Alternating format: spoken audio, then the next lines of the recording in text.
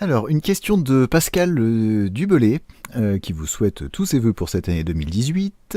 Et sa question est la suivante. Après les tensions extrêmes de la fin de l'année suite aux essais nucléaires de la Corée du Nord, que pensez-vous du réchauffement des relations entre les deux Corées et de celle entre Trump et Kim Jong-un, qui parlent même de se rencontrer après s'être envoyé des noms d'oiseaux?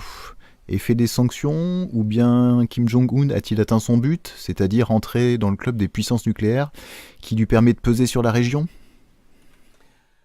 Alors, je suis cette affaire avec beaucoup d'intérêt parce que c'est vrai que c'était quand même mal engagé. On avait quand même une partie de bras de fer incroyable et avec vraiment des choses très dangereuses qui se produisaient. On avait l'impression de part et d'autre, en tout cas du côté Pyongyang comme du côté Washington, d'avoir affaire à des dirigeants euh, immaîtrisables. Voilà. Il y avait de quoi être légitimement inquiet. Moi, je suis de ceux qui se félicitent. Moi, je suis pour la paix. Je me félicite d'abord de cette ouverture de Kim Jong-un. Il faut quand même reconnaître que le dirigeant de Corée du Nord, c'est lui qui a le premier changé la donne, puisque il y a quelques jours, il a annoncé, au moment des vœux, je crois, que la Corée du Nord était d'accord pour participer aux Jeux Olympiques d'hiver qui vont se tenir donc en Corée du Sud, et donc d'y envoyer une équipe, et qu'il était d'accord pour des pourparlers. Il n'y avait eu plus aucun contact entre Pyongyang et Séoul, entre les deux régimes, depuis 2015, je crois. Et donc dans l'atmosphère d'extrême tension qui avait eu lieu, ça a fait souffler un peu toutes les chancelleries. Et puis on a vu, vous avez vu, je crois que c'était hier, à Panmunjom. Moi je suis allé à Panmunjom. Panmunjom, c'est à la frontière de la Corée du Nord et de la Corée du Sud. C'est en pleine zone démilitarisée, puisqu'il n'y a pas eu d'accord de paix entre les deux. Donc en fait, techniquement, juridiquement, la Corée du Nord et la Corée du Sud sont encore en guerre, et vous avez une zone dite démilitarisée, qui est en fait la zone la plus militarisée du monde. Et à Panmunjom, c'est un endroit où il y a une espèce de baraquement. C'est le seul endroit du monde où on peut tourner autour de la table, donc on peut passer de la Corée du Sud à la Corée du Nord. Enfin bref, moi j'y étais venu du côté Corée du Sud. Eh bien, on a vu donc hier à Panmunjom, il y a eu les deux délégations, le ministre de l'unification du Sud venu de Séoul, et puis je ne sais plus quel ministre venu de Pyongyang, qui se sont rencontrés avec leur délégation. Moi, je m'en réjouis. Il vaut toujours mieux se parler que de se faire la tête. Il vaut mieux, c'est bien. Ça, c'est le premier point. Le deuxième point, c'est que je pense qu'il ne faut pas sous-estimer Kim Jong-un, de même qu'il ne faut pas sous-estimer Donald Trump. C'est-à-dire que nous avons affaire à des personnages hauts en couleur, dans un cas comme dans l'autre. Je pense que Kim Jong-un, d'après les rumeurs publiques, il a quand même liquidé son oncle, il a liquidé des opposants d'une façon et qui est quand même assez peu démocratique, si j'ai bien compris.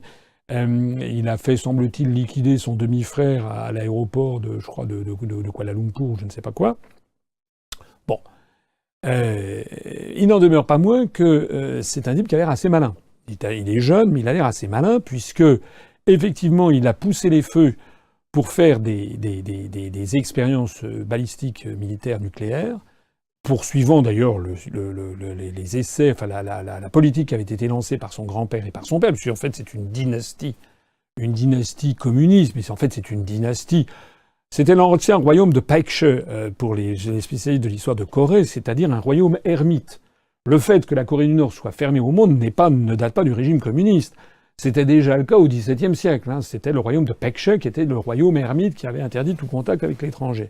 Donc en fait, c'est une longue là comme ailleurs, il faut toujours en revenir à l'histoire des peuples et des nations. C'est une longue tradition.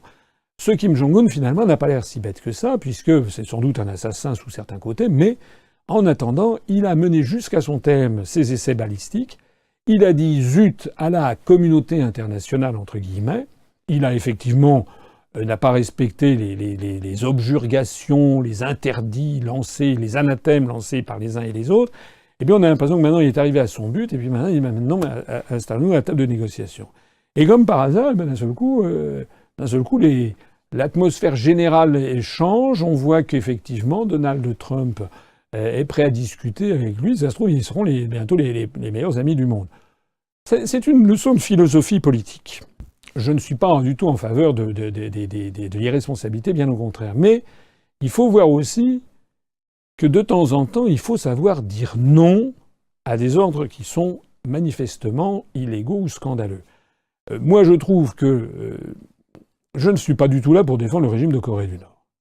Mais j'ai toujours été mal à l'aise de constater que des pays comme les États-Unis d'Amérique, par exemple, qui ont fait le plus grand nombre d'essais nucléaires dans le monde, qui sont armés jusqu'aux dents par d'armes nucléaires, et qui ont d'ailleurs donné ou facilité l'arme nucléaire à certains pays. On parle jamais, par exemple, on parle très peu de la détention d'armes nucléaires par l'Inde et le Pakistan ou l'Afrique du Sud, alors qu'on sait qu'ils l'ont. On parle jamais non plus de la détention par Israël d'armes nucléaires. Mais les États-Unis passent leur temps à stigmatiser l'Iran ou la Corée du Nord parce qu'ils voudraient avoir une arme que eux-mêmes possèdent. J'avoue que d'un point de vue de la justice, je suis quand même un peu étonné, un peu choqué par cette affaire. C'est quand même la loi du plus fort, en fait, que veulent faire respecter les États-Unis d'Amérique. Il faut avouer aussi que lorsque l'on entre un peu dans le raisonnement des Nord-Coréens, ils ont quand même parfois légitimement des raisons à faire valoir lorsque l'on voit qu'ils sont quand même encerclés par rien moins que l'armée américaine et l'armée sud-coréenne qui font des exercices tout autour de la péninsule de Corée du Nord. Voilà. Moi, je suis là-dedans plutôt favorable à la position chinoise. Les Chinois ont dit le double freeze, c'est-à-dire on demande à la Corée du Nord d'arrêter son programme nucléaire. Le premier freeze, le gel du programme nucléaire nord-coréen, mais le deuxième freeze, c'est qu'on demande aux États-Unis et à la Corée du Sud d'arrêter leurs manœuvres militaires incessantes autour de la Corée du Nord. Voilà. Je pense que les Chinois, là comme ailleurs, font preuve de sagesse. Encore une fois, tout ce que je dis là, je ne suis pas un turiféraire du régime nord-coréen. Je pense cependant qu'il y a certainement une autre vision à avoir de la Corée du Nord que la vision grand guignol dont on nous affuble, idem d'ailleurs, pour ce qui se passe en Iran. Ça fait partie de ces pays qui sont présentés systématiquement comme étant le grand Satan, jusqu'au jour où les États-Unis d'Amérique disent « Ah ben non, finalement, il est très bien », et puis à ce moment-là, on s'aperçoit que les États-Unis nous sont passés devant en matière commerciale. On avait vu le coup pour la Birmanie il n'y a pas très longtemps. La Birmanie est un régime épouvantable, et puis en l'espace de 2 mois, d'un seul coup, c'est devenu un régime fréquentable lorsque les États-Unis en avaient décidé ainsi. C'était pareil sur l'Iran. On a failli entraîner Peugeot à la faillite parce que les Américains interdisaient le moindre contact commercial avec l'Iran.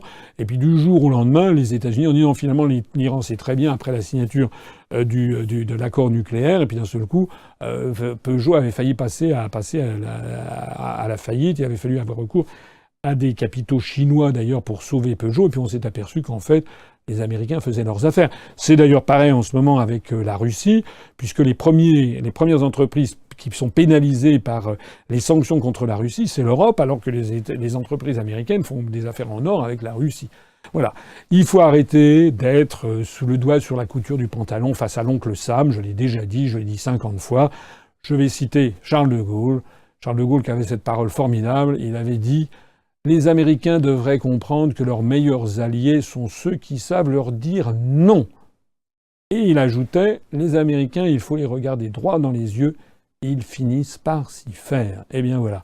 Moi, je crois qu'il faut que les dirigeants français, une fois qu'on sera sorti de l'Union européenne, de l'euro et de l'OTAN, on restera en bons termes, si possible, avec les États-Unis. Moi, j'ai plein d'amis aux États-Unis. On restera en bons termes, mais on saura dire non quand il le faut aux États-Unis. Et puis on dira leur fête aux États-Unis. Voilà. Comme d'ailleurs, on dira leur fête, si nécessaire, à tel ou tel autre pays. En attendant, si j'avais été élu président de la République, la première chose que j'aurais faite, s'agissant de la Corée, je l'ai déjà dit, c'est que j'aurais reconnu diplomatiquement la Corée du Nord, puisque la France est, avec l'Estonie, l'un des 2 seuls pays de l'Union européenne à ne pas avoir reconnu la République populaire démocratique de Corée. Si on veut jouer de l'influence, jouer une position d'équilibre, la première chose à faire, c'est d'être présent, de ne pas donner l'impression d'être d'un côté plutôt que de l'autre. Voilà. De la même façon d'ailleurs que si j'avais été élu président de la République, j'aurais levé immédiatement les sanctions vis-à-vis de la Russie et je ferais le voyage de Téhéran pour aller rencontrer le président Rouhani.